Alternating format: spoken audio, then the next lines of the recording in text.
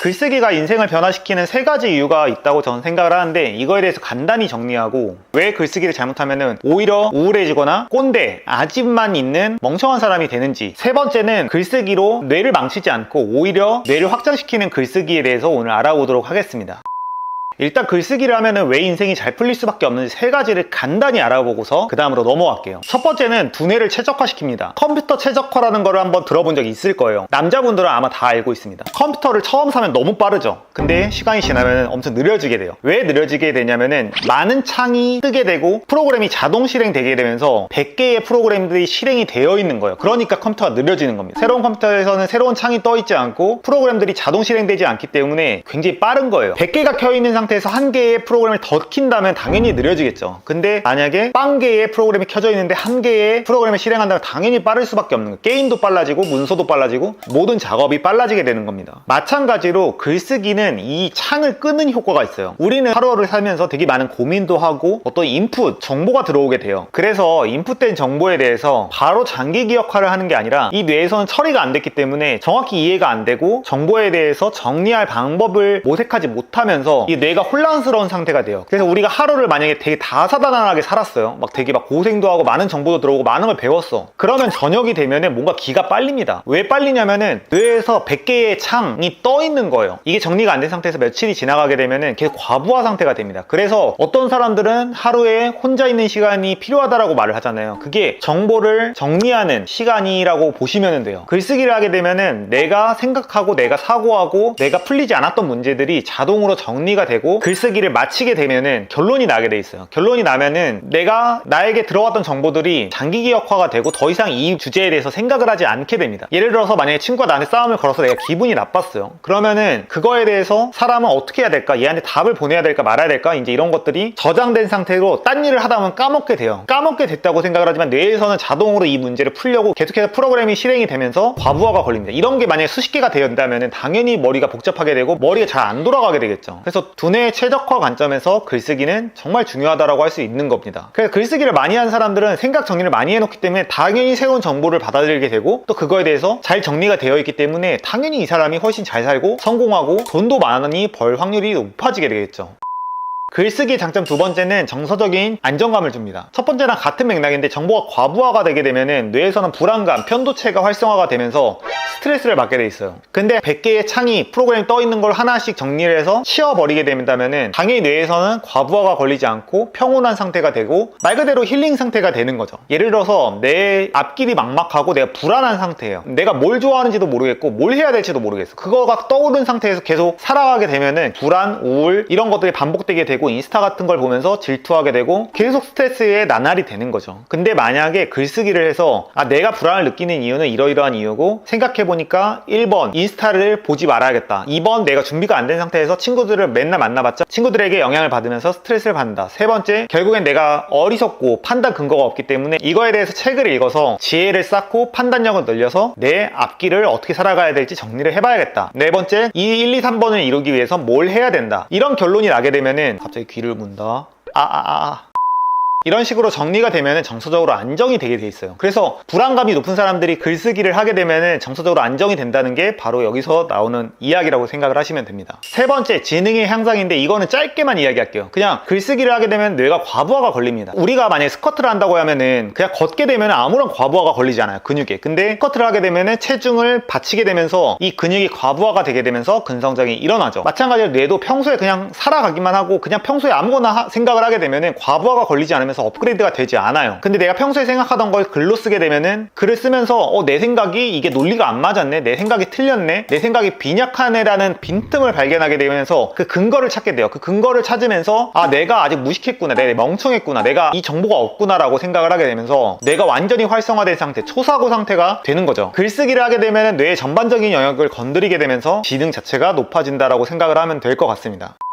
그래서 오늘의 주제를 한번 제대로 가볼게요. 뇌가 나빠지는 글쓰기랑 뇌가 오히려 확장되는 글쓰기 두 가지 방식이 있습니다. 그래서 글쓰기라는 게 막 엄청나게 뭐 한두 페이지를 막 꽉꽉 채우고 막 칼럼을 쓰고 막 이런 게 아니라 5줄, 6줄만 써도 되는 게 저는 글쓰기라고 생각을 해요. 만약에 내가 뭐 면접을 내일 봐야 되는 상황이야. 그러면은 면접에 대해서 내가 어떻게 해야 될지 글로 정리를 하게 되면은 이게 시간 낭비가 아니라 생각이 정리가 되고 오히려 아이디어가 나오면서 면접을 더 잘 볼 수 있게 되는 겁니다. 근데 인생이라는 게 다 이런 거죠. 사업을 하든 취업을 하든 직장 상사와의 불화가 있든 시험을 준비하든 모든 문제들을 해결해가는 게 이제 인생이라는 관점에서 글쓰기라는 거는 정말 필수 불가결하다라고 저는 생각을 합니다. 그래서 뇌를 망치는 글쓰기, 뇌를 확장시키는 글쓰기의 핵심은 글쓰기 맨 마지막에 긍정 전환을 하느냐가 핵심이라고 생각을 합니다. 그래서 일단 글쓰기를 할 때 아무 생각이나 해서 떠오르는 거를 그냥 하면 돼요. 그러니까 예를 들면은 제가 아까 이 대본을 작성을 하면서 커피를 마시고 있었어요. 그럼 커피에 대해서 그냥 글쓰기를 하자, 이게 끝이에요. 커피잔을 보면서 제가 든 생각은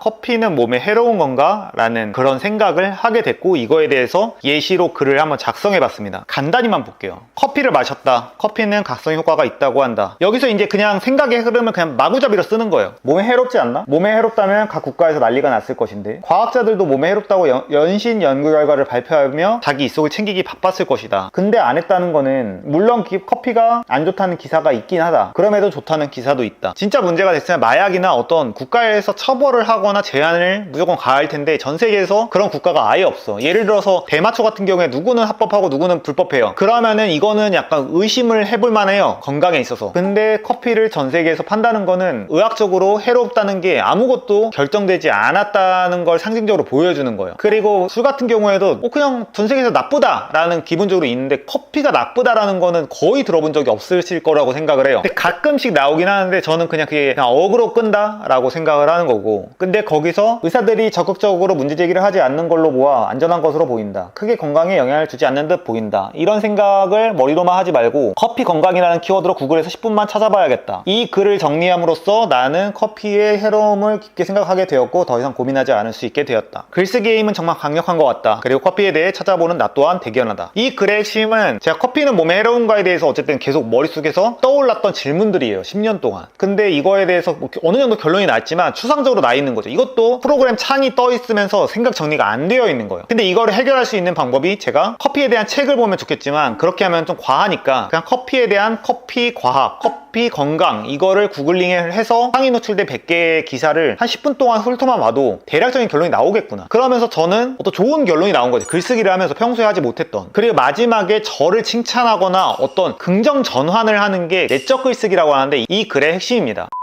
뇌를 파괴하는 글쓰기는 뭐냐면은 맨 마지막에 부정적으로 끝나버리는 거예요. 글쓰기라는 사람 중에서 정서적으로 불안한 사람들도 많아요. 왜냐면 불안하니까 자기의 생각을 정리하려다 보니까 글쓰기에 관심을 갖는 경우가 많은 거죠. 내면적인 생각 자체가 많은 거예요. 그래서 나쁜 예를 보면은 맨 마지막에 결론이 나는 왜 커피와 건강에 대해 10년간 생각하면서도 찾아보지 않았을까? 내 지능에 의문을 품게 된다. 나는 멍청하다. 그리고 나는 결국 경보를 찾아보지 않겠지? 나는 패배자 같다. 그러니까 이렇게 자책하면서 끝나는 거는 뇌를 파괴시키고 정서적으로 불안감 을 유도하는 장문이에요. 실제로 이런 생각을 하더라도 어떻게든 끝맺음 자체는 긍정적으로 전환하고 끝내버리는 게 뇌에 좋고 정서적으로도 좋고, 이런 게 만약 습관화가 되면은 뇌는 특이해서 반복적으로 한 생각들에 대해서 또 하게 되어 있어요. 예를 들면은 내가 만약 골프를 한다. 골프 스윙을 똑같이 10,000번을 했어요. 그러니까 어느 날 시합에 나가서 너무 긴장해서 기억이 아무것도 안 나. 근데 그냥 휘두르면 10,000번을 연습했던 게 어렴풋이 되거든요. 이게 뇌에서는 한번 흘렀던 사고방식 흐름에 따라서 똑같이 가려는 습성이 있어요. 저는 인생에서 가장 제가 잘했던 행위 중에 하나가 긍정 전환이거든요. 결국 우리가 100억이 있고 1000억이 있어도 자살하는 사람이 많단 말이에요. 결국에 돈보다 중요한 게 생각을 어떻게 전환하느냐가 관건이라고 저는 생각을 했어요. 어릴 때. 그래서 아무리 불행한 사건, 아무리 안 좋은 사건이 있어도 이걸 토대로 이렇게 긍정 전환하는 습관을 기르니까 정서적으로도 너무 건강하고 행복해지고 발전을 했던 것 같아요. 부정적이게 되면은 편도체가 활성화되면서 창의적이게 될 수도 없고 미래지향적으로 살 수도 없고 그냥 현재만 살게 돼 있어요. 뇌과학적으로 그렇습니다. 부정적인 생각이 떠오르는 거는 글쓰기 하는 건 전 좋다고 생각을 하고,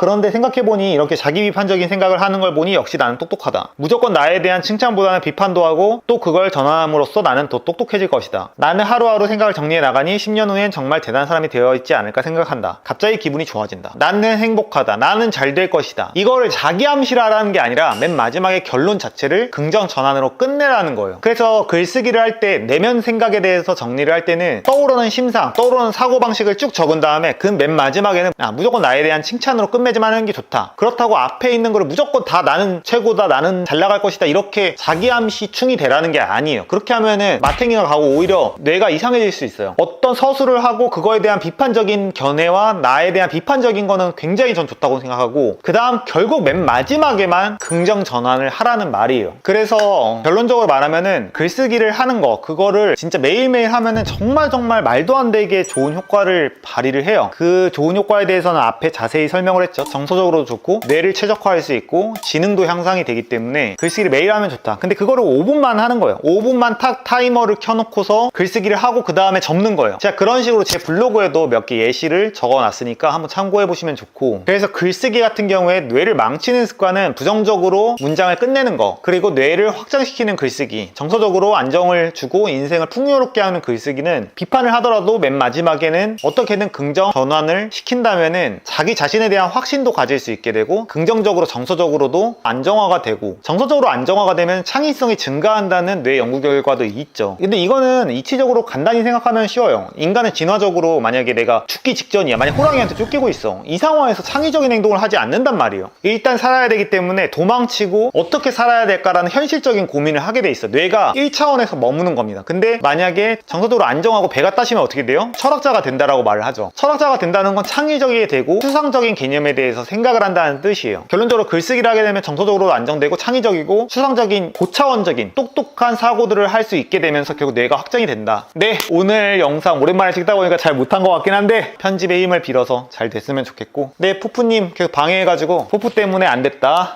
근데 긍정적으로 전화하라고 했으니까 푸푸 때문에 고난은 있었지만 나는 그래도 잘했다, 영상 잘 찍었다, 끝마치겠습니다. 감사합니다.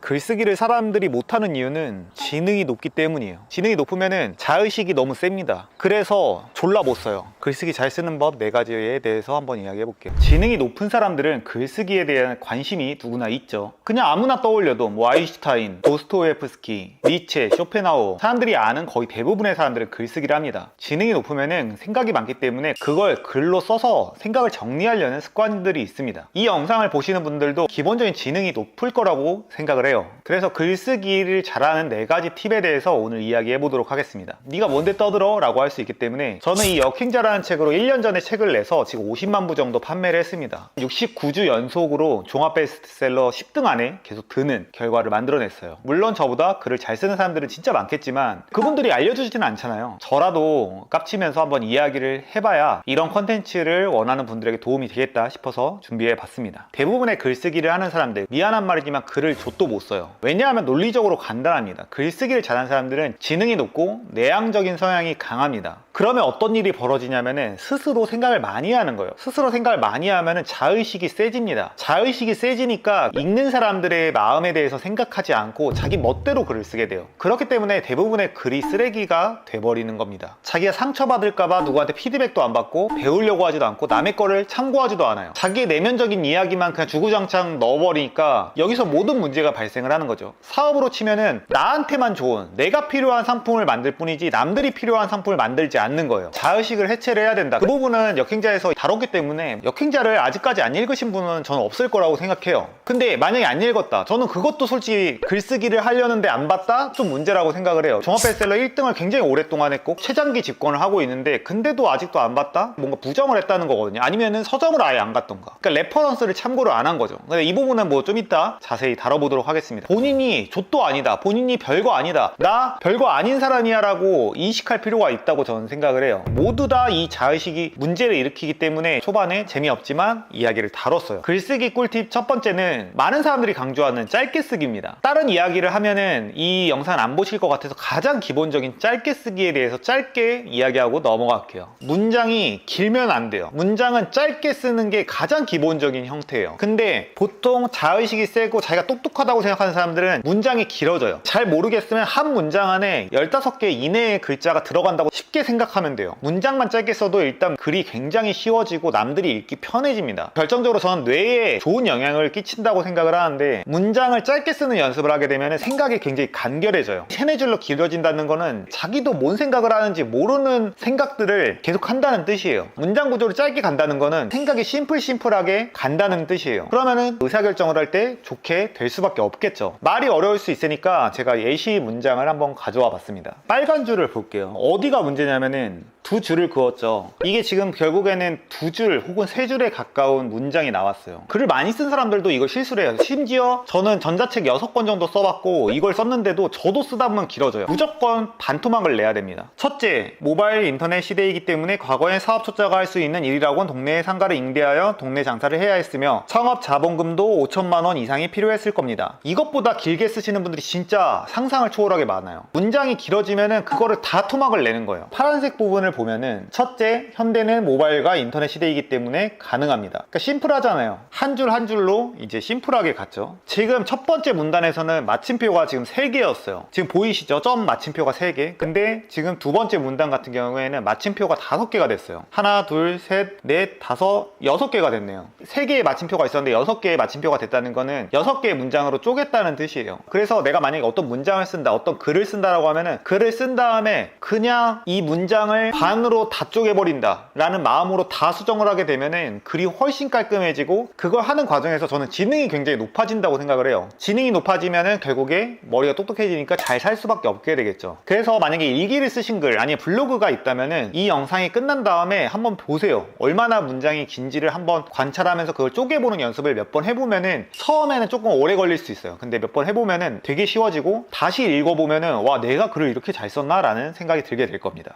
두 번째로 진짜 중요한 거는 다시 읽기입니다. 그냥 다시 읽으라는 게 아니에요. 저는 이 스킬이 어떤 글쓰기 방법보다 중요하다고 생각하는데 아무도 이 방법에 대해서 이야기하지 않더라고요. 그냥 일기를 쓰는 거면 본인만 보니까 상관이 없겠지만 남들에게 읽혀야 된다면은 잘 이해가 되고 딴 생각이 들지 않아야겠죠. 그래서 제가 제일 자주 하는 것 중에 하나는 글 다 쓴 거를 읽어요. 읽으면서 내가 딴 생각이 들고 이거 뭔 소리지? 싶은 부분이 있어요. 그 딴 생각이 드는 부분은 무조건 문제가 있어요. 뭐 단어가 어렵다던가, 문장이 너무 이상하다던가, 문장이 너무 길다던가, 아니면 설명을 잘 못한 겁니다. 무조건 다시 수정해요. 단어를 쉽게 바꾸거나 문장을 짧게 하거나 비유나 예시를 든다던가 그런 행위들을 하게 됩니다. 이렇게 말로 하면 이해가 어렵기 때문에 제가 또 예시를 하나 준비했습니다. 그것도 이제 자의식과 연결이 되는 건데, 사람들은 자기가 세상의 중심이에요. 이걸 쓰면은 사람들이 알아듣겠지, 대충 쓰고서 그냥 몰라 이렇게 되는 거예요. 근데 그게 아니라 이걸 읽는 사람들 입장에서 어떤 부분이 불편할까, 이걸 읽는 사람들이 이해할 수 있을까를 계속 생각을 하는 거예요. 저는 그 연습이 되어 있는 게 작가로서 가장 큰 장점이라고 생각을 합니다. 그래서 역행자라는 책을 보면은 확장판을 보시면 좋은데 이게 완전히 제가 쓴 거거든요. 이 책을 보신 분들은 아시겠지만 정말 가독성이 좋다라는 평을 항상 들어요. 너무 쉽게 잘 읽히고 어려운 개념을 쉽게 잘 설명하고 끝까지 읽힌다. 그러니까 50만 부가 1년 만에 팔렸겠죠. 어려운 문장이나 어려운 단어들은 다 쉽게 고치는 겁니다. 어려운 문장을 쓰면 멋있다고 생각하는 사람들이 있어요. 제 기준에서 병신입니다. 이게 학문적인 책이고 내가 소장할 거면 어렵게 써서 와 취한다 이런 게 좋아요. 그치만 여기 이 영상을 보시는 분들은 남들이 글을 잘 썼다 라고 말하는 걸 듣는 걸 좋아하는 분들일 거라고 생각을 해요. 만약에 내가 돈을 벌고 싶어서 글쓰기를 하고 싶다, 내가 만약 사업을 하면서 돈을 벌고 싶다, 사람을 설득하고 싶다, 이러면은 무조건 방금 말했듯이 처음부터 다시 읽기를 해야 된다고 생각을 합니다. 한번 같이 보도록 할게요. 지금 화면을 보면은 제가 아스트라상이라는 상담, 이별 상담이라는 사업을 하고 있어요. 거기서 어떤 직원분께서 글을 작성해 주셨습니다. 제가 이걸 어떻게 고치는지를 제 사고방식을 따라가 보도록 하겠습니다. 선임 상담사 한서진입니다. 일단 이거부터가 저는 틀렸다고 생각해요. 선임 상담사가 뭐예요? 선임 상담사 너무 어려워요. 뭐 만약에 하면은 수석 상담사, 수석 연구관 뭐 이런 건 많이 들어봤기 때문에. 근데 여기서부터 일단 사람들이 아이씨 뭐야 모르는 단어? 그럼 읽기가 싫어지게 돼 있어요. 뇌는 쉬운 걸 좋아합니다. 어려운 걸 별로 좋아하지 않아요. 안녕하세요. 8명의 상담사 중 수석 상담사를 맡고 있는 한서진입니다. 이렇게 하면은 누구나 이해할 수 있죠. 만약에 수석 상담사라는 걸 몰랐어도 8명의 상담사 중에 수석이다 라고 말하는 거는 이 중에서 뭔가 상위권인가 보다 라고 생각을 하면서 이 사람의 말을 한 번 더 듣고 싶게 되는 거죠. 두 번째 문장을 볼게요. 5년간 4천여 건의 재회 상담을 해왔습니다. 두 번째 문장도 저는 조금 별로, 너무 숫자가 많고 추상적이에요. 인간의 뇌는 이렇게 막 숫자가 나열된 거에 대해서 별로 좋아하지 않거든요. 한두 개 들어가는 건 좋지만 한번 바꿔보도록 하겠습니다. 5년간 4천여 건의 재회 상담을 해왔습니다. 물론 당연히 문장 구조가 주어, 수로 뭐 이런 것들이 수식이 안 되거나 뭔가 빠졌겠죠. 그런 거에 대해서 막 이론적으로 설명할 거 없이 내가 이해가 안 되면은 조금 쉽게 바꾸는 거예요. 그러면 5년간 상담 일을 하면서 4천 건이 넘는 이별 상담을 해왔습니다. 재회 상담이라는 것도 재회라는 단어가 조금 어렵기 때문에 저는 이제 이별로 치환을 했던 거고, 숫자가 처음에 주어가 안 나오고 5년간 4천여 건이라고 말을 하니까 머리가 복잡해지는 거예요. 5년간 상담 일을 하면서 일을 목적어를 앞으로 뺀 거죠. 이건 근데 모르셔도 되는데 영어는 주어, 동사, 목적어 이런 식으로 가잖아요. 근데 한국어는 이렇게 목적어 을로 시작하는 경우들이 많습니다. 5년간 상담 일을 하면서 4천 건이 넘는 이별 상담을 해왔습니다. 근데 이것도 만약에 조금 더 고친다면 저는 4,600건,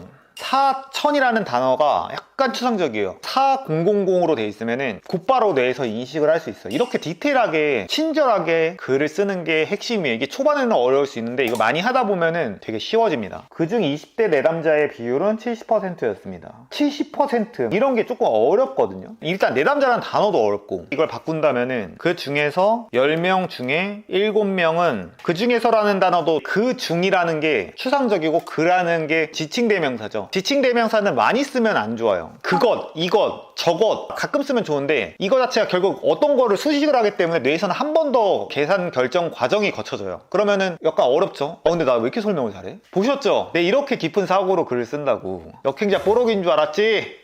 그 중에서라는 거를 쓰지 말고 상담을 받은 20대 10명 중에 7명 이러면은 숫자가 3개 연속으로 나오는 거기 때문에 약간 복잡하긴 해요. 상담을 받은 10명 중에 7명은 20대였습니다. 오, 얼마나 깔끔해. 봐봐요. 비교를 해보면은 그중 20대 내담자의 비율은 70% 정도였습니다. 어렵잖아요. 근데 그거를 상담을 받은 10명 중에 7명은 20대였습니다. 이렇게 가면은 결국에는 바꾼 게 그중, 지칭대명사를 이제 없애버렸죠. 내담자라는 어려운 단어도 없앴고 70%라는 게 조금 추상적이니까 10명 중에 7명. 만약에 숫자가 없는데 70%한 개만 나왔으면 저는 썼을 것 같아요. 근데 지금 숫자가 너무 많으니까 그냥 그럴 바에는 조금 친절하게 가야겠다. 어떤가요? 짧은 세 문장에도 고치고 고려할 것들이 정말 많아요. 그렇게 탄생한 게 바로, 이거 진짜 책 광고가 아닙니다. 이거 어차피 다 기부기 때문에 광고하는 게 아니라 모든 문장들이 이런 식으로 이루어져 있으니까 이 책이 대중적이고 지금 70주 연속 종합베스트셀러 10등 안에 드는 책이 됐겠죠. 그래서 다시 한번 강조를 하면은, 글을 쓴 다음에 그걸 다시 읽어라. 초심자의 마음으로 내가 타인이 됐다고 생각하고 글을 읽는 거예요. 딴 생각이 드는 부분이 있으면 뭐가 문제인지를 분석을 하는 거예요. 이게 진짜 말도 안 되는 꿀팁인데 뭐 이해가 됐으면 좋겠습니다. 지금 1번, 2번을 막 엄청 딥하게는 아니지만 유튜브에 맞지 않게 조금 길게 얘기해서 세 번째, 네 번째는 좀 짧게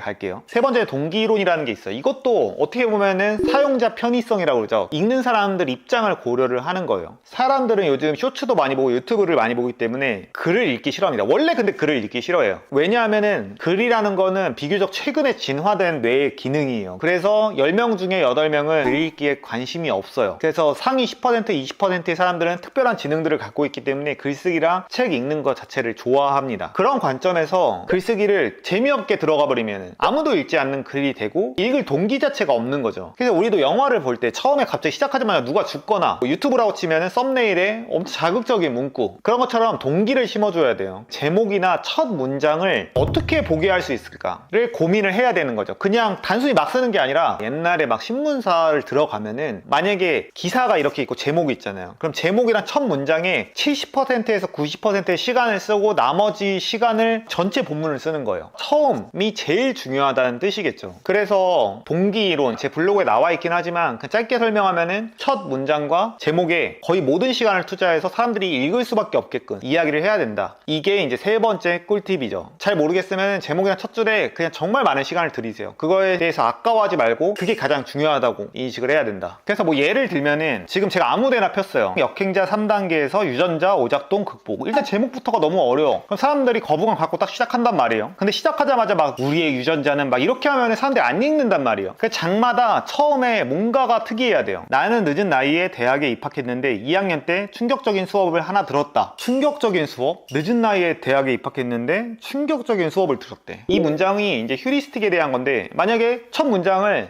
유전자 오작동 극복을 위해 휴리스틱에 대해 배워보자. 그러면 나도 안 보겠다. 딱 봐도 너무 재미없는데. 그게 아니라 초반에는 대중적인 사람들의 이목, 집중을 끌 수 있는 어떤 문장으로 시작을 하는 거죠. 조금 더 읽어보면은 내가 이 충격적인 이 지식만 알게 된다면은 나는 무조건 성공할 수밖에 없겠다라는 마음으로 심장이 두근거렸다. 그러면은 이제 와, 이거 뭔데? 자청이 대체 뭐를 배웠길래 지금 이렇게 두근거렸을까? 그러니까 이게 이제 어려운 개념 설명하기 전에 동기를 부여한 거예요. 아무데나 펴도 이제 이 정도 책이니까. 네, 아무튼 그래서 결국 동기를 생각을 해야 된다. 이게 세 번째 꿀팁입니다. 네 번째는 레퍼런스 참고하기예요. 말이 어렵죠? 쉽게 말하면 모방을 하라는 겁니다. 보통 글쓰기를 하시는 분들은 자의식이 세서 남의 거를 잘 보지도 않고 그냥 지멋대로 해요. 지멋대로 하니까 당연히 망하겠죠. 근데 그게 아니라 베끼라는 게 아니라, 베끼는 거랑 모방이랑은 다릅니다. 베끼는 거는 그냥 완전히 카피를 해버리는 거고, 모방은 형식을 빌려오는 거예요. 예를 들면은 제가 쓴 역행자라는 책에서 제일 유명한 책이 부자 아빠 가난한 아빠 부의 추월차선, 이런 책이 이제 가장 스테디하게 팔렸어요. 그럼 그 책을 분석을 하는 겁니다. 그냥 지멋대로 쓰는 게 아니에요. 분석을 해서 첫 문장이 스토리텔링으로 나오거든요. 이 두 개의 책은. 그러면 내 책도 초반에 내 스토리텔링을 넣어야겠다. 스토리텔링을 넣는다고 해서 그게 베꼈다라고 할 수는 없겠죠. 그래서 형식을 빌려오고 남의 것들을 참고하고 차용을 할 필요가 있다는 거예요. 다른 사람들이 쓴 글들을 최대한 많이 보고 이미 브런치 같은 데서 1등 했던 책들의 이유들을 분석하는 거예요. 예를 들어서 김미경님의 어떤 책이 1등이 됐어. 그러면은 첫 번째 문장이나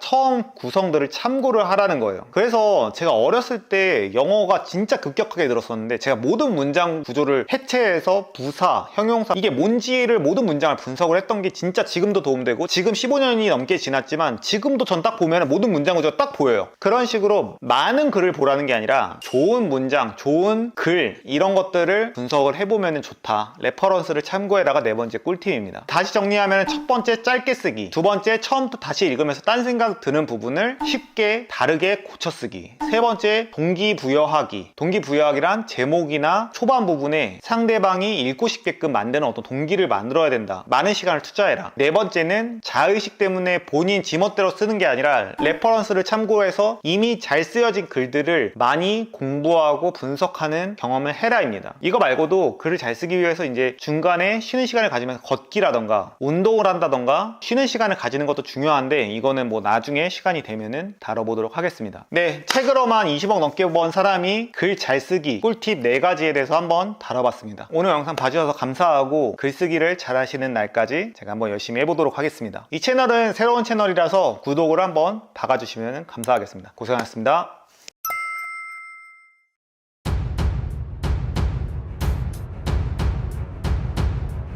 일단 첫 번째는 바로 이제 내적인 글쓰기예요. 저는 이게 그냥 외적인 글쓰기나 뭐 돈 버는 글쓰기 이런 거보다 훨씬 더 중요하다라고 생각을 합니다. 비유를 하자면은 내가 만약에 쌀포대도 들고 에어컨도 막 이사하고 침대도 옮기고 이런 사람이야. 이제 이런 일을 하시는 분들이 금방 다치거나 막 골병이 들어요. 본질적으로 뭘 해야 되냐? 그냥 심플하죠. 스쿼트랑 데드리프트. 그냥 게임 끝. 오늘 강의를 오전에도 찍고 오후에도 찍는데 그 중간에 잠깐 제가 테니스를 치고 왔어요. 집중력이 확 높아지거든요.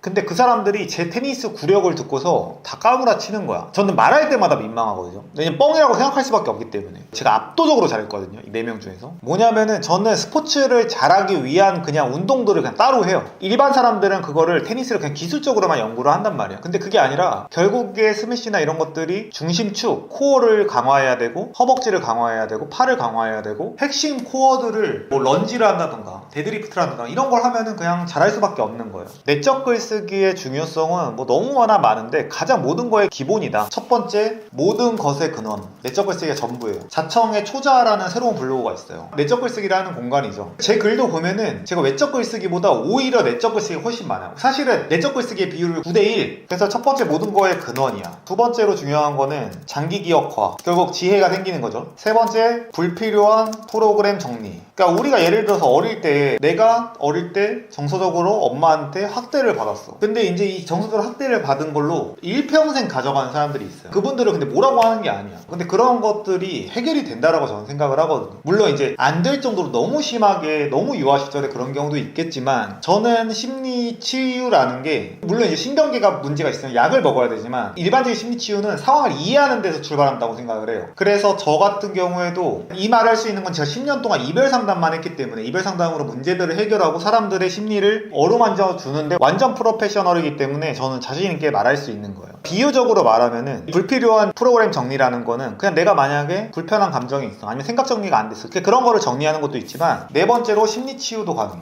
인간은 누구나 상처를 받죠. 저는 근데 상처가 거의 없는 것 같아요. 받아도 내적 글쓰기로 그냥 바로 해소를 시켜버리니까, 저를 가까이서 본 사람들은 알겠지만 저는 정서적으로 되게 건강한 편이고, 그냥 상처라는 것도 없다라고 생각하거든요. 모든 거의 근원이야. 그냥 뇌 강화되고 사기급이죠. 두 번째로는 장기 기억화가 돼요. 지혜가 생기는 거죠. 지혜가 생기니까 남들보다 짧게 살아도 훨씬 더 잘 살 수밖에 없는 거예요. 세 번째, 불필요한 프로그램 정리. 그러니까 내가 5만 가지 생각들이 떠돌고 있어. 그걸 사람들이 몰라요. 프로그램이 10개, 20개가 떠오른 상태에서 또 내가 일을 하고 또 스트레스를 받고 하니까 미친단 말이야. 근데 10개, 20개의 막 해결해야 될 막 문제들, 막 퀴즈들, 막 이런 것들이 있는데, 이거를 내적 글쓰기로 다 해소해버리면은 너무나 삶이 정서적으로도 좋고 뇌도 효율적으로 쓸 수 있는 거예요. 근데 그거를 글쓰기를 하지 않는 이상 이게 창이 꺼지지 않는다라고 저는 생각을 합니다. 그러니까 우리가 컴퓨터에서 X를 누르거나 Alt F4를 눌러서 프로그램을 끄잖아요. 그래야지 빨라지잖아. 그런 거랑 비슷한 작업이다. 그리고 네 번째는 심리치유. 뭐 이런 건 기본적으로 된다. 여기서부터 지금 핵심인데, 내적 글쓰기를 길게 하지 마세요. 그냥 3줄만 해도 되고 5줄만 해도 되고, 모든 거의 기본이에요. 글쓰기에 대한 공포심도 없앨 수 있고 짧게 써야 된다라고 저는 생각을 해요. 그래서 5줄만 써보는 것도 중요하다고 생각을 하고, 만약에 5줄이 넘어가도 상관없고, 만약에 제가 이 영상을 보고 있다면은 5줄을 기본으로 갈 것 같아. 만약에 6, 7줄 쓰면은 5줄로 줄이는 연습을 해보는 거예요. 제가 내적 글쓰기를 그냥 5줄로 한번 보여드릴게요. 이거 애드립으로 하는 겁니다. 어머니는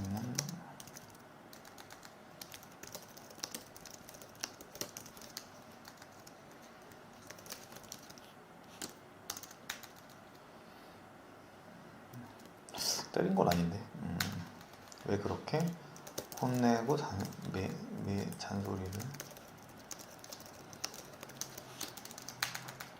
실시간으로 보여드리는 겁니다. 이게 제목이야.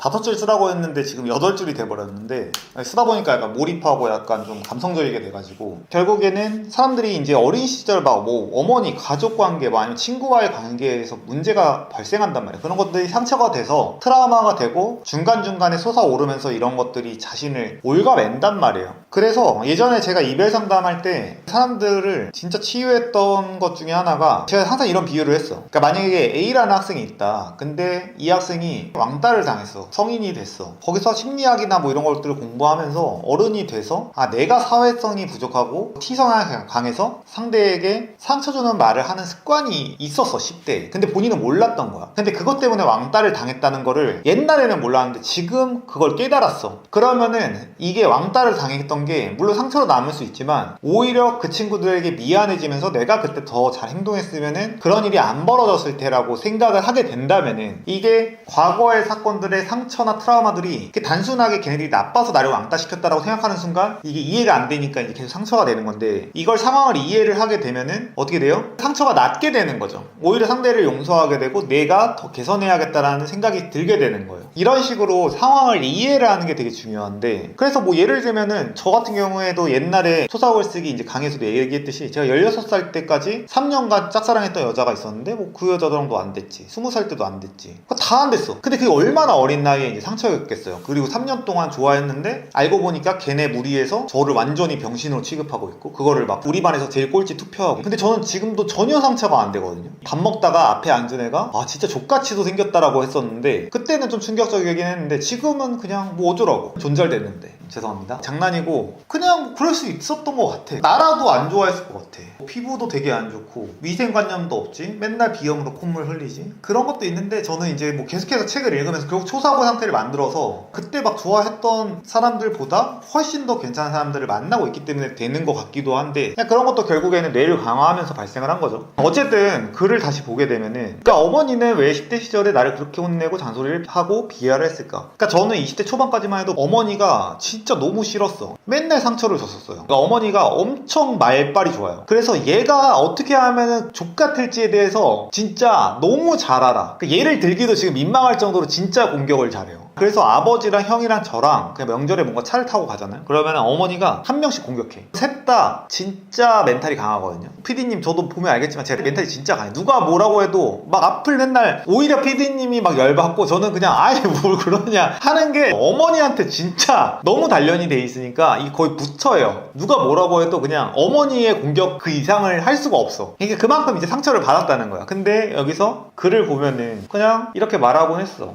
결국에 나는 깨달음을 얻었고, 결국에 그 잔소리나 이런 것들이 어머니가 나를 너무 사랑한 나머지, 근데 표현 방식이나 뭐 책도 안 읽으시니까, 그런데다가 집은 가난해서 미칠 것 같아, 그 상태에서 그냥 답답했을 것 같아, 이런 것들을 긍정적으로 생각을 해보는 거예요. 물론 이제 상황에 대해서 부정적으로 생각할 수도 있겠지만, 만약에 이제 나한테 뒤통수 치고 간 친구가 있어. 뭐 예를 들면 역행자에 제가 처음으로 아트라상 창업을 했던 지안이라는 친구가 있어요. 제가 그 친구랑 동업이 끝나면서 서로 진짜 철처지 원수 되고, 제가 지침 문자 보내서 막 협박하고, 그러면서 이제 2014년 4월부터 2021년 10월까지니까 7년 8개월을 이별을 해 있었던 거야. 근데 다시 만났고 지금은 진짜 2년 내내 매일 카톡을 해요. 좀 아까도 카톡을 했어. 그러니까 이런 것들도, 그때 당시 저는 3년 동안 헌신했고 배신당했다고 생각했지만 사실상 뭐 걔도 배신당했다고 생각할 수 있는 상황이었거든요. 그래서 제가 자청 유튜브 할 때는 지안이랑 다시 만나지 않았을 때니까, 그때도 제가 영상에서 항상 제가 이 친구에 대한 고마움을 항상 블로그에도 쓰고 뭐 그랬어요. 그러니까 그게 상처가 아니었던 거지. 처음에는 이해가 안 되고 그랬지만, 이 친구가 뭐 정신병이 있거나 뭔가 이유가 있었겠지, 여자친구가 뭔가 뭐라고 말을 했나, 뭔가 이유가 있겠지라고 그냥 생각을 한 거야. 그런 식으로 어떤 사건에 대해서 긍정 전환을 하는 거예요. 근데 제가 또 한 명 4, 5년 전에 이제 친하게 지내다가 이제 완전히 깨진 친구가 있어요. 영원히 제가 다시 만날 생각은 없는데, 그런 경우에는 그냥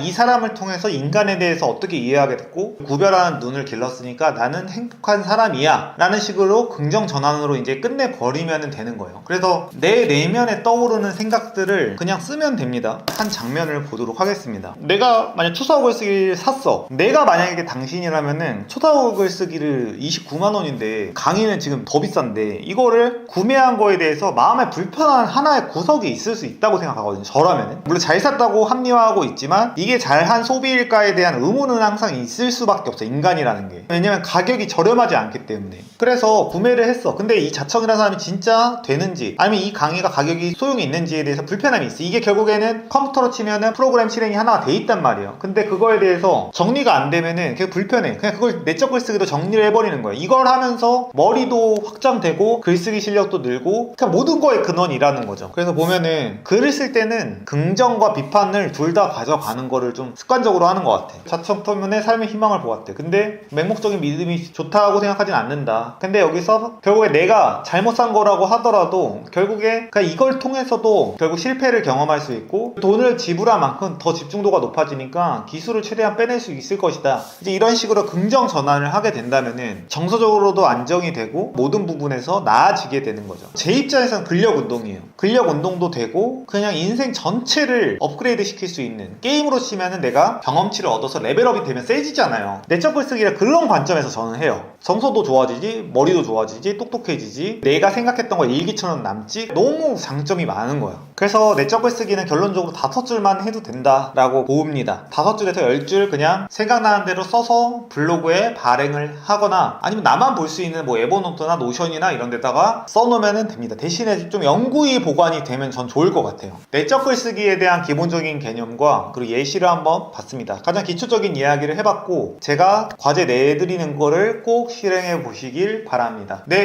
감사합니다. 저기요. 네? 번호 안 줘요. 아니 글쓰기 첨삭 받으라고. 어딘데요? 네, 오늘 글쓰기 첨삭을 할 저는 이제 역행자 작가이자 이상한 마케팅 대표 자청이라고 하고 소개 좀 해주시죠. 저는 30만 원으로 시작해서 연매출 80억을 만들었던 러브미 겸입니다. 제가 네. 9월에 책을 냈습니다. 근데 책 개의 거의 세종대왕급이신 대중 작가지 자청님에게 뭐. 피드백을 받으러 왔어요. 오늘 여기에서 잘 받으면 저도 베스트셀러 되겠죠? 당연하죠. 글쓰기라는 게 내적 글쓰기랑 외적 글쓰기가 있어요. 그래서 저 같은 경우에는 그냥 혼자 내 생각을 정리하는 글쓰기를 내적 글쓰기라고 말을 하고, 외적 글쓰기라는 거는 마케팅 글이 될 수도 있고 책을 내는 행위일 수도 있고 누군가를 설득하는 글이 될 수도 있고 뭐 직원분들이 있었으니까 직원분들한테 해고 통보를 할 수도 있는 거고, 그런 거 이제 외적 글쓰기라고 해요. 그래서 이번에 책을 낸다고 가정했을 때 첫 도입부를 어떻게 해야 되는지, 그리고 사람들의 마음을 어떻게 사야 되는지 뭐 그런 것들 한번 같이 보도록 하겠습니다. 이게 다 공식이라는 게 있어요. 쇼핑몰로 성공해보셨으니까 아시겠지만 공식이라는 게 그냥 있잖아. 너무 쉽죠? 쉽다고? 네. 이 자신감 뭐야? 쇼핑몰 하실래요? 돈이 안 돼가지고. 네. 오늘 같은 경우에도 4가지 공식을 한번 이야기를 해볼 겁니다. 첫 번째는 제가 유튜브 설명할 때, 책 만들 때, 뭐 인스타그램 만들 때 표본 이론이라는 게 있어요. 두 번째 모텔 이론이라는 게 있어요. 세 번째는 이제 첫 문장에서는 충격을 줘야 돼요. 뭔가 특이해야 돼. 유튜브도 첫 문장이 중요하고 상세 페이지도 첫 문장이 제일 중요하단 말이야. 그래서 상세 페이지에 처음에 갑자기 안녕하세요 이러면 안 된다고. 그냥 제일 중요한 걸 보여야 돼. 네 번째는 스토리라인을 보여줘야 될 때가 있어요. 예를 들어서 책이 처음 시작하면은 자기계발서든 아니면 소설이든 뭐가 됐든 처음에는 논리적인 글보다는 스토리라인으로 쓰면 좋아요. 예를 들어서 제가 어제 블로그에 쓴 글 같은 경우에도 첫 문장이 영하 10도에 스쿠터를 타고 나갔는데 길을 잘못 들어 너무 멀리 와버렸다. 이게 이제 제 블로그의 첫 문장이에요. 그러면서 이제 스토리가 이어지면서 제가 경험한 걸 쓰게 됐는데, 결론적으로 오늘 봐야 될 거는 표본 이론, 모텔 이론, 첫 문장으로 충격 주기, 네 번째 스토리라인. 이거에 대해서 이 한 문장을 보고 제가 다 피드백을 할 거예요. 그렇게 된다면은 이 글은 허접한 글에서 굉장히 좋은 글로 탈바꿈이 될 확률이 생기겠죠.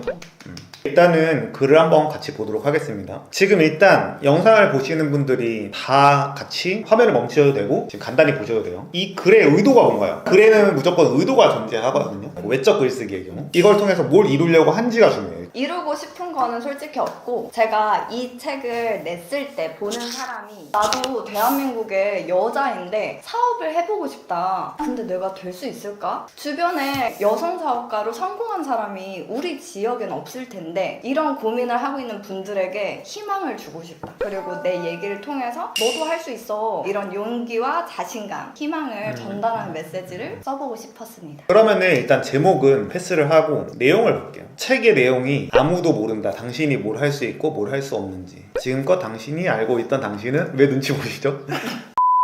지금껏 당신이 알고 있던 당신은 당신이 아닐 수 있다. 아니 왜 잘했는데 왜? 오, 아니, 못했는데 그냥. 너무 못했어. 그래서 저는 이 문장에서 설마 또 없나? 아, 이거 맨날 헷갈리네.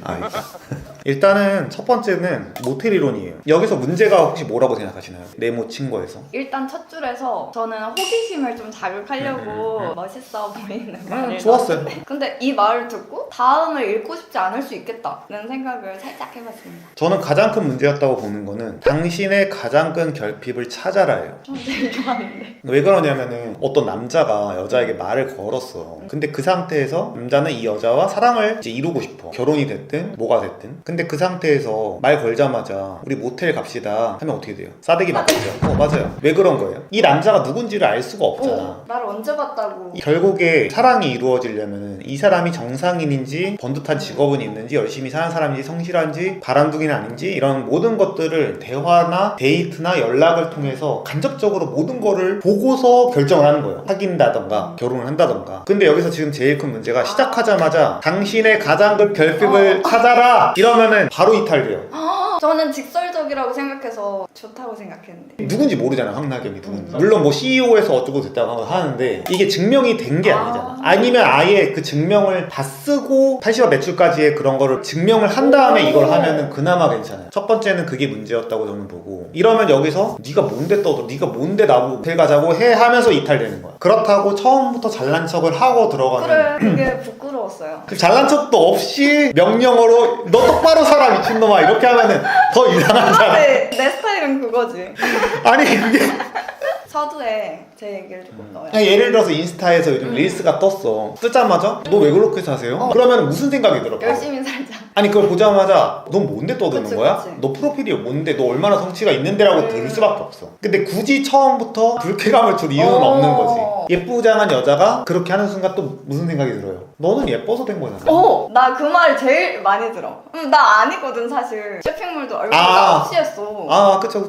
저는 알죠. 저는 오래 봐왔습니다. 아니 그리고 지난 이상한 마케팅 영상에서도 나왔는데 그냥 실력이구나 생각을 했어요. 어쨌든 첫 번째는 모텔 이론을 위배했어. 그래서 여기서 명령문 하는 게 아예 말이 안 되는 거야. 대박 꿀팁이다. 아 진짜 뭐 앨런 머스크 뭐 아니면은 뭐 진짜 한 몇천억 자산가야. 그래도 거부감을 줄 수 있기 때문에 굳이 쓸 필요가 없는데 여기서는 작가로서요. 아예 무명인 상태에서 이렇게 하는 거는 좀 문제가 있었다. 그러니까 첫 문장이 되게 중요하고, 그리고 스토리라인이면 좋아요. 인간은 논리로서 설득하려고 할 때 처음 보는 사람에게 설득을 좀 안 당하려는 게 있어 기본적으로. 그래서 잘된 책들은 처음에 무조건 스토리라인이 나와요. 부자 아빠 가난 아빠 봤어요? 네. 그것도 처음에 이 어린 나이에 이 주인공이 부자 아빠와 가난 아빠의 스토리를 보여주면서 시작해. 부의 추월차선 봤어요? 거기서 람보르기니 등장하면서 주인공은 아이스크림을 먹고 있었죠. 그게 스토리라인으로 시작하는 거야. 제가 쓴 책 역행자도 그 라인을 따라서 처음에는 스토리텔링으로 가는 게 좋구나. 그래서 지금도 스토리텔링으로 들어갔어요. 그래서 여기서 피드백을 하면은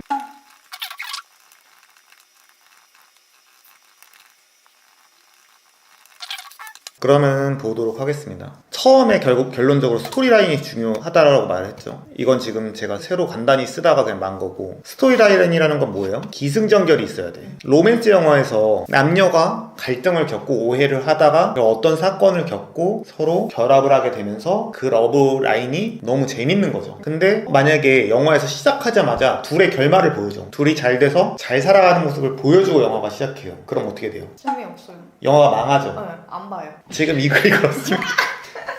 결국에 처음에 비극을 먼저 보여줘야 돼.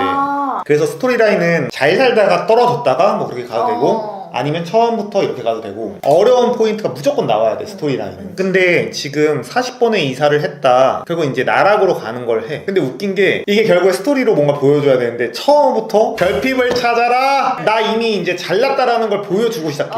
그러니까 스토리라인이 안 맞는 거예요. 그러네.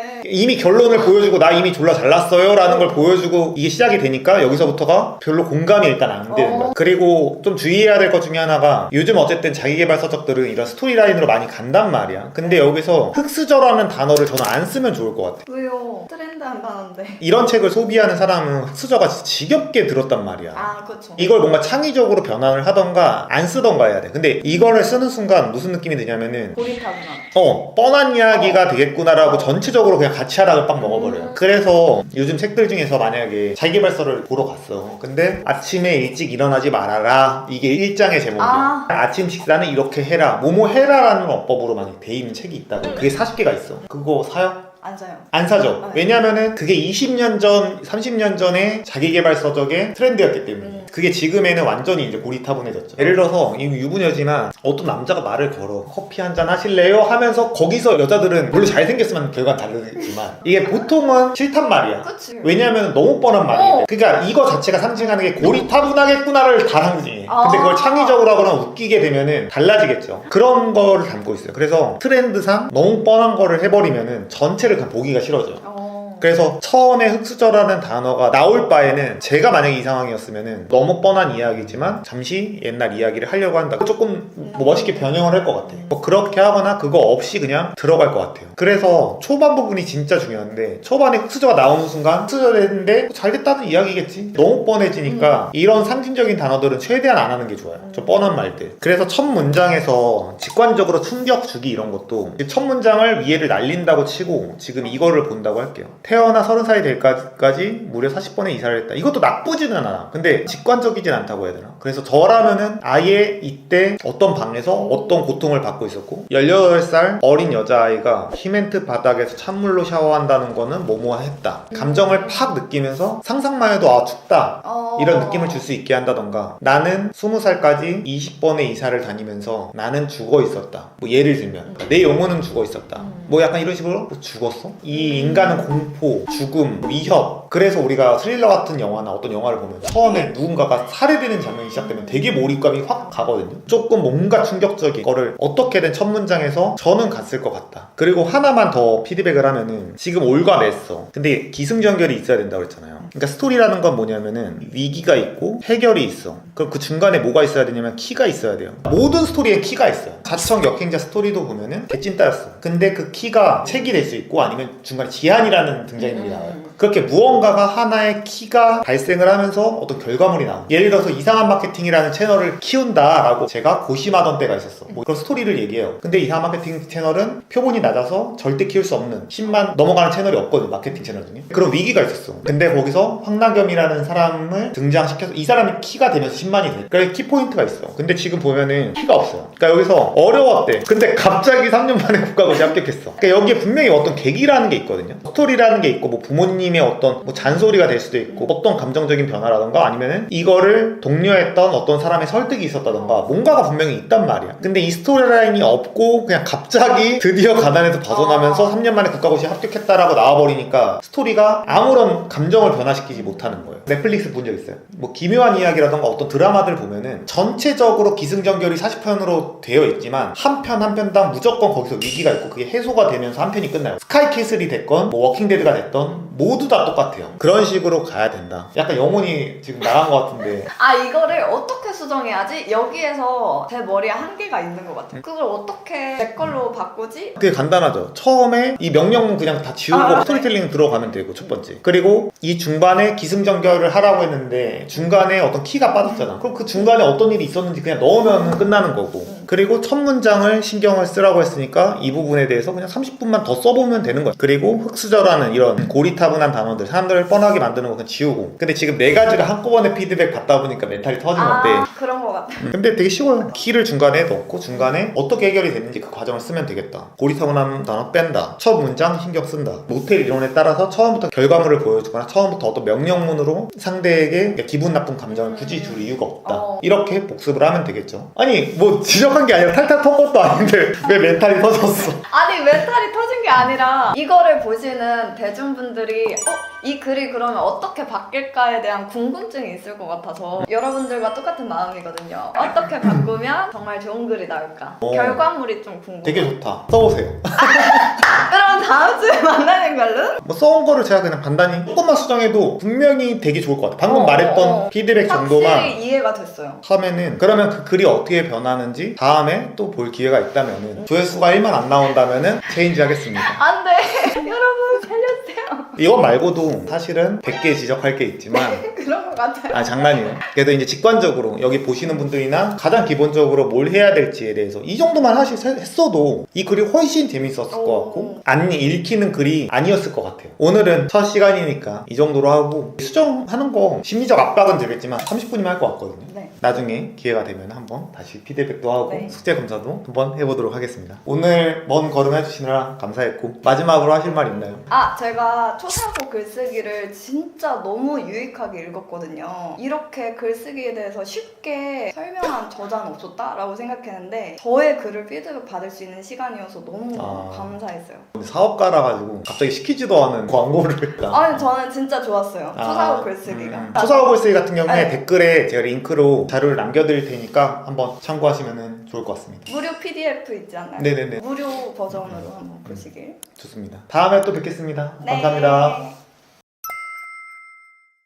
공개 안 하고 싶어요. 저만 알고 싶어요. 결국 마케팅이라는 게 진짜 글쓰기가 전 전부라고 생각하는 게 있어. 글쓰기를 잘해야지 릴스를 하든 유튜브를 하든 책 마케팅을 하든 뭐든. 그러니까 제가 그냥 책도 1등하고 릴스도 직원분들이 200만 300만씩 터트리고 그런 게 다 글쓰기를 교육시켰기 때문이에요. 그냥 많이 오릅니다 보다 2배 오릅니다. 이렇게 하세요가 아니라 이렇게 2가지 하세요. 그게 인간이 훨씬 직관적으로 받아들이게 돼 있어요. 그러면은 한번 화면을 같이 보고 제가 이거 어떻게 바꾸면은 월에서 월 1억으로 갈 것인가. 저희가 원래 글쓰기 교양 채널인데 오늘은 돈 버는 글쓰기 월 5천만 원 정도 버는 학원 마케팅 사업하시는 이제 성현님 나오셨습니다. 안녕하세요. 그럼 지금 학원 마케팅을 하고 계시는데 그거를 제가 피드백하면서 어떤 원리로 고치면은 너무 좋아질지. 근데 진짜 도움 많이 되실 거예요. 배우고 싶어요. 제가 5가지 원리를 준비했습니다. 이 채널에서 조금 배운 영역들이긴 한데 복습 겸 해서 숄틀리, 직관성, 표본이론, 가치입증, 본능 분석과 반박을 통해서 이 학원 마케팅 글쓰기 하신 거를 완벽하게 설명할 수 있어요. 그래서 기대돼요. 그걸 할 예정이고 그럼 학원 마케팅이 뭔지 그냥 간단히 설명해 주시죠. 학원에 올 만한 학생들을 타겟팅을 해서 키워드를 잡고 거기에 맞는 이제 글을 쓰는 거죠. 여러 가지 글을 쓸 수 있는데 우리 학원에 어떤 수업이 좋다던가 후기를 남긴다던가 학원 마케팅을 도와주는데 그걸 블로그에 이런 글들을 남기는 그럼 거죠. 결국에는 글이 중요한 거죠. 네, 무조건 중요하죠. 그러면은 한번 화면을 같이 보고 제가 이거 어떻게 바꾸면은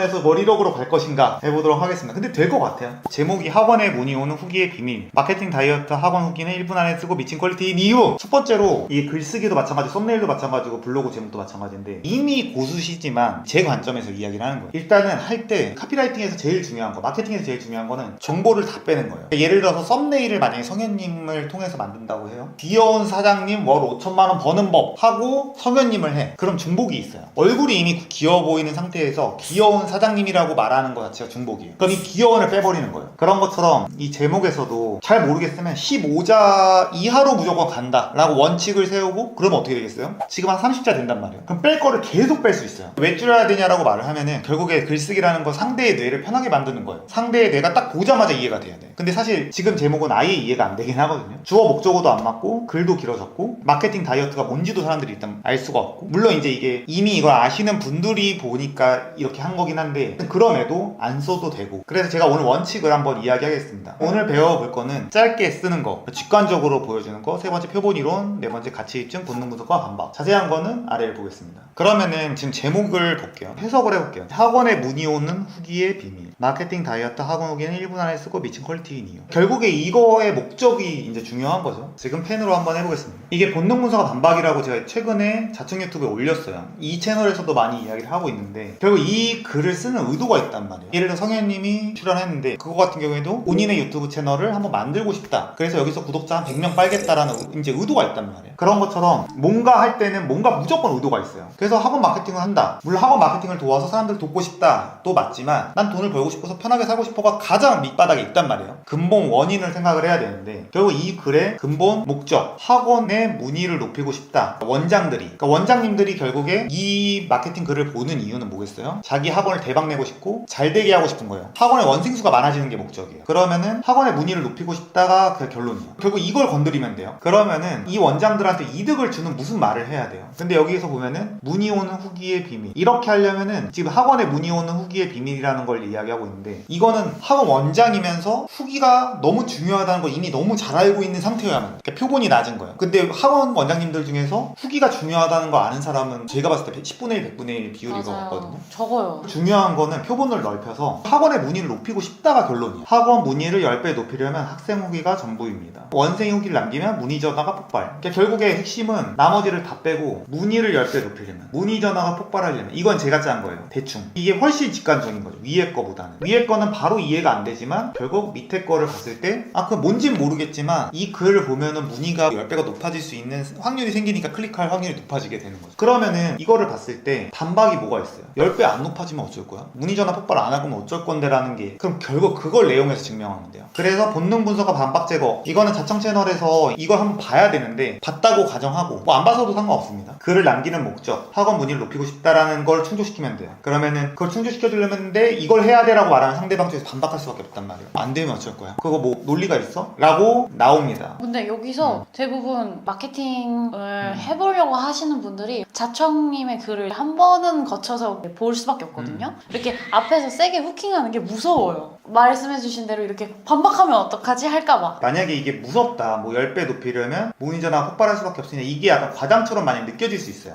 뭐 그러면 2배는 할 수 있잖아. 2배보고 못하면 안 해야지. 맞아. 2배를 하든 이거는 줄이면 돼요. 네. 아니면 그냥 이걸 빼고 높이려면 네. 학생회가 전부입니다. 이 정도만 해도 블로그에서 붙는 다른 마케팅하는 애들이나 아니면 다른 학원 원장님이 마케팅을 할 거 아니에요. 그것보다 사실 이게 100배 낫긴 해요. 네. 좋아요. 제목이 결론적으로는 짧게 써라, 그리고 직관적으로 해라. 두 가지랑 한 개 더 하면은 본능 분석과 반박 제거. 이걸 읽는 사람이 정확히 뭘 원하는지를 써보는 거야. 그럼 그거를 그대로 넣으면 돼요, 제목에. 그러면 저는 궁금한 게 여러 개의 글을 쓰잖아요. 근데 본능은 다 똑같잖아요. 그럼 제목을 막 여러 개를 뽑아야 되는데 그런 경우 어떻게 해요? 근데 이게 마케팅 블로그잖아요. 네. 마케팅 블로그가 그럼 본능이 뭐예요? 그럼 돈 벌려고 돈 온 벌려고, 거잖아. 네. 근데 그게 뭐 어때서? 근데 그거조차도 얘네 무슨 뭐 왜 이렇게 돈거려? 하면은 그 정신병자지. 그럼 학원 블로그면 뭐겠어? 성적 올려준다는 걸로 무한히 써도 되잖아. 근데 거기서 그런 사람들 있어. 학원 블로그인데 저희 매출 뭐 100억 찍었습니다. 이제 이러는 애들이 있어. 그럼 그건 또라이인 거고, 학원 블로그에서 원하는 거는 이 사람들이 성적을 높여줄 수 있냐인데 돈 자랑을 해버리면 이건 네. 완전히 다른 거죠. 네. 그렇게 하면 안 되는 거예요. 네. 그래서 그게 되게 중요해요. 그래서 가끔 자청 막 이런 거 좋아하시는 분들이 제목에다가 경제적 자유 없는 법 뭐 이런 건단 말이에요. 막 제빵 제가 팔고 있는데 그럼 절대 안 된다는 거예요. 아예 맥락이 안 맞네요. 그래서 본능 분석을 해야 됩니다. 이 블로그를 찾는 사람, 내 컨텐츠를 보는 사람이 뭘 원하는가를 생각을 해야 돼요. 그래서 지금부터 배워야 될 거는 가치 입증, 그리고 반박 제거. 글씨를 좀 막 쓰죠. 천재는 악들이다. 이 두 가지를 써보겠습니다. 그래서 지금 글을 한번 볼게요. 지금 원래 쓰신 거. 결국에 이걸 본 사람들은 원하는 게 뭐예요? 원생이 높아지고 싶은데 그래도 너네 사기꾼 아니야, 이 의문이 있단 말이야. 근데 여기서 시작하자마자 학원에 문의 오는 후기를 블로그에 쓰기 위해서는 세 사람의 입장을 고려해야 됩니다. 이게 일단 무슨 말인지 좀 이해가 안 되고, 지금 주어 수어가 일단 안 맞아서 이게 이해가 안 되는 거긴 한데 뭐 네. 일단 이거는 패스할게요. 결국 이 제목의 주장은 학원에 문의가 폭발하기 위해서는 결국 학생이 후기를 남겨야 된다. 그 맥락에 맞게 써야 돼요. 그러면은 글을 쓸 때 제일 중요한 거는 후킹, 가치 입증, 이 두 가지예요. 네. 그래서 후킹이라는 거는 낚싯바늘로 꿰매서 이걸 볼 수밖에 없게 만드는 거. 예를 들면은 어떤 영상을 시작하는데 뭐 1년 안에 1000만 원 이상 연봉 안 높아지면 저 주기로 오세요. 이렇게 말하는 거랑 우리가 회사 생활을 하는데 말이죠, 거기서 관계가 너무 중요합니다, 뭐 이러면 안 보겠죠. 네. 그쵸? 그게 바로 후킹이에요. 근데 후킹이 꼭 방금처럼 막 거만하게 할 필요는 없는데, 이 말하는 화자가 누군지를 말해야 돼. 예를 들어서 만약에 성현님이 유튜브를 해, 만약 블로그 글쓰기, 근데 이 어려 보이는 얼굴로 뭐 매출을 높이기 위해서는 학생들의 뭐뭐 이러면 바로 끈단 말이야. 이 어린애가 뭘 알아? 40, 50대 원장님들 입장에서는 그냥 볼 수가 없어요. 근데 시작하자마자 안녕하세요, 연매출 뭐 100억 이상의 학원 20여 곳의 마케팅을 돕는 전문가 XX입니다, 이렇게 딱 한마디 하고 들어가면은 안 볼 수가 없어, 학원 원장님들 입장에서는. 그리고 오히려 이렇게 어려 보이는데 말이 돼? 열받아서라도 봐. 너가 무슨 구라치는지라도 볼게. 넌 죽었다. 컨텐츠라는 건 감정을 일으켜야 돼. 분노를 일으키든 대단하다고 느끼든 뭐가 됐든 해야 돼요. 근데 아무 감정도 일으키지 못하면 결국 다 이탈되고, 조회수가 30, 50, 최근 50 나오셨죠? 네. 근데 그건 뭐 처음 올려서 그렇고 어쨌든 그런 겁니다. 그래서 내가 누군지를 말을 해야 돼. 예를 들어 제가 마케팅에 대해서 얘기하려고 그래. 근데 하자마자 커널을 짜는 게 중요합니다라고 말하면은 저는 바로 나가요. 사람들도 나갈 거야. 근데 전 직원 100명 있는 마케팅회사 대표입니다라고 하고 딱 들어가면은 다른 거죠. 근데 여기서 나는 이런 권위가 없는데 어떻게 하냐라고 하면은 초사고 글쓰기 나와 있긴 한데 다 할 수 있어요. 짧게만 이야기하면은 내가 만약에 여행에 대한 블로그를 쓰려고 그래. 그러면은 여행 60개 가본 사람이 추천하는 여행지 베스트 3가 됐든 아니면은 학원 마케팅도 만약 인턴이었어. 근데 인턴인데도 20개 해볼 수 있잖아. 그럼요. 20개 마케팅 해본 뭐뭐입니다. 그냥 그렇게 들어가면 돼. 근데 진짜 아무 정체도 안 밝히고 그냥 학원 마케팅이나 이런 것입니다 하는 것보다는 인턴 알바로 내가 3개월 동안 해본 경험이다라고 하는 게 그래도 나은 거죠. 가치 입증. 후킹이라는 건 뭐 예스 세트가 될 수도 있는데 결국에 상대방의 공감을 끌어내는 거예요. 학원을 운영하는 분들이라면은 문의 전화가 하루 수십 통이 오는 상상을 할 겁니다. 그런데 마케팅을 해봤자 상업적으로 보여본 효과는 없을 수 있습니다. 뭐 이렇게 학원 마케팅 하는 사람들은 딱 이 마음을 갖고 있을 거예요. 내가 마케팅 했는데 상업적으로 보이면 어쩌지? 아니면 이거에서 오히려 주변 학원들한테 망신당하면 어쩌지? 막 그런 마음들이 있단 말이야. 그런 거를 공감하는 말을 쓰고 근데 방법이 있어. 후기를 남기는 거야. 근데 학원 학생들한테 블로그 남기라고 했는데 아무도 안 남겼다. 혹은 그걸 하는 순간 학부모들이 난리 날까봐 또 두렵고 그쵸? 예상이 된단 말이야. 그런 것들을 너네 이런 걱정할 건데 나도 이미 알고 있어. 그거를 보여주면서 이 사람 내가 하는 마음이랑 같네 라는 거를 이걸 마인드 리딩이라고 하는데 제가 만들어낸 용어는 상대방이 느끼고 있을 그 감정을 그냥 말을 하는 거예요. 그래서 같이 입증하고 마인드 리딩 하면서 들어가면은 유튜브가 됐든 릴스가 됐든 블로그가 됐든 마케팅이 됐든 다 같은 맥락이에요. 이렇게 하면 평타는 쳐요. 근데 사람들이 뭔가 창의적이게 하려고 하거든요. 근데 네. 그렇게 할 필요 없어. 그냥 이렇게 하면은 물론 상위 0.1%의 마케팅은 아니더라도 상위 10%, 1%의 마케팅을 할 수 있어요. 근데 본인 머리로 그냥 가버리면은 망하거나 갑자기 잘 되거나 그 원인을 알 수가 없는 거지. 쉽죠? 네. 근데 복습이 좀 필요해요. 지금 여러 개 강조했어요. 짧게 써라, 15자, 블로거가 됐든 유튜버가 됐든 다. 그리고 직관성, 뭐 숫자를 넣는 거예요. 네. 뭐 10배, 2배. 그냥 많이 오릅니다 보다 2배 오릅니다. 이렇게 하세요가 아니라 이렇게 두 가지 하세요. 그게 인간이 훨씬 직관적으로 받아들이게 돼 있어요. 아니면 뭐 문의 전화가 폭발합니다. 뭐 네. 이런 식으로. 이거 영상을 꼭 다시 보시면 좋을 것 같고. 표본 이론. 그러니까 이거는 아까도 말했듯이 이 학원 마케팅을 위해서 후기를 남기면 어쩌고저쩌고 하는 게 아니라 결국 원하는 게 사람들이 문의 폭발이기 때문에 문의 폭발합니다. 라고 표본을 넓히는 거예요. 근데 이건 좀 이해가 어려울 수 있는데 다른 컨텐츠에서 많이 설명해서 그리고 가치 입증은 내가 누구다라는 거, 화자의 캐릭터를 부여하는 거예요. 캐릭터. 그래서 제가 이 글쓰기 수업 같은 경우에는 종합 베스트셀러 1등 작가가 말한다. 만약에 그게 없어. 그럼 1년에 책 200권 읽는 제가 뭔가 말하겠습니다. 그런 거랑 그냥 오늘은 톰 소여의 모험을 알아보겠습니다. 랑 당연히 전자가 훨씬 더 신뢰성이 높아지는 거예요. 그래서 본능 분석과 반박 제거. 이것도 이걸 읽는 사람이 결국에 뭘 원하느냐. 본능이 분명히 있어요. 남녀가 데이트를 하려고 해. 그게 뭐 둘이 만나서 뭘 하고 싶은 거야? 둘이 남녀가 만나서 밥을 먹어. 뭐야 그러면? 그럼 둘이 뭐 맛있는 거 먹으려고 만난 거야? 아니면 서로 뭐 고민 얘기하려고 만나? 아니잖아요. 번식이란 말이야. 그래서 내가 남자로서 남편으로서 가치가 있는 사람이다 없는 사람이다라는 걸 증명을 그냥 해 나가야 되는 거야. 그 데이트에서 뭐 만약 데이트가 벌어지면 리드하는 모습 보여주고 맛있는 거 사주고 내가 신뢰성 있는 사람이다라는 거 보여주고 그냥 그런 걸 해야지. 지금 가가지고 나 회사가 힘든데 이러면은 그냥 병신 되는 거예요. 무슨 말인지 아시죠? 결국에 본능 분석을 하고 나가야 되는 거예요. 이게 연애든 비즈니스든 마케팅이든 다 똑같은 거예요. 그래서 이걸 총체적으로 다른 게 뭐예요? 초사고 글쓰기? 맞습니다. 소사고 글쓰기 강의입니다. 네, 이렇게 5개. 근데 물론 이거보다 훨씬 더 깊은 내용이지만 오늘 전체적으로 이거 보시는 분들은 똑똑하시기 때문에 이런 맥락이 있구나, 이런 원리들이라는 게 있구나, 그냥 막 쓰면 안 되는구나 이해하시면 좋을 것 같고. 근데 이것보다 더 중요한 게 있습니다. 내적 글쓰기라고 자기 내면에 대해서 글쓰기 있는 게 진짜 중요해요. 이런 거는 외적 글쓰기라고 해서 그냥 돈 버는 글쓰기. 이거보다 본인의 내면에 대해서 나는 왜 살까? 나는 왜 이런 감정을 가졌을까? 나는 왜 돈을 벌고 있는가?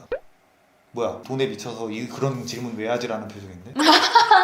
아니면 그런 거 사실 고민하는 시간을 쓰는 게 쉽지 않잖아요. 그 시간에 일이나 처하지라는 표정이 맞죠? 아닙니다. 제 심리술을 피해갈 수 없습니다. 어쨌든 그런 것들이 더 중요하다고 저는 생각해요. 그런 걸 해야지 이런 것도 자동으로 늘고. 내적 글쓰기를 어떻게 하느냐에 대해서는 제가 댓글에다가 제가 엄청 좋은 글을 하나 써놨어요. 어떻게 매일매일 글 쓸 수 있는지에 대해서 다뤘으니까 댓글 확인해 주시면 좋을 것 같습니다. 내용 좀 도움 되셨나요? 좀 짧게 했지만 공개 안 하고 싶어요. 저만 알고 싶어요. 하이라이트 넣어주세요.